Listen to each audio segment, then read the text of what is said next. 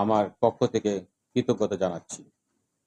আপনারা জানেন, বিগত সময়ের উচ্চাভিলাষী ও অপেশাদার কিছু পুলিশ কর্মকর্তা সমগ্র পুলিশ বাহিনীকে জনগণের মুখোমুখি দাঁড় করিয়ে দেয়।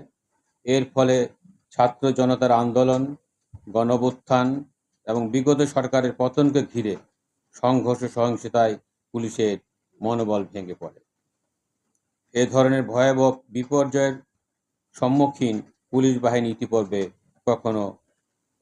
এরূপ পরিস্থিতিতে মাননীয় স্বরাষ্ট্র উপদেষ্টা লেফটেন্যান্ট জেনারেল অবসরপ্রাপ্ত মোহাম্মদ জাহাঙ্গীর আলম চৌধুরী স্যারের সুযোগ্য নেতৃত্বে সম্মানিত আইজিপি স্যার এবং বর্তমান ঊর্ধ্বতন কর্মকর্তাবৃন্দের কর্মতৎপরতায় ঢাকা মেট্রোপলিটন এলাকায় সকল থানার কার্যক্রম এবং ডিবির কার্যক্রম পুনর্দমে সচল হয়েছে।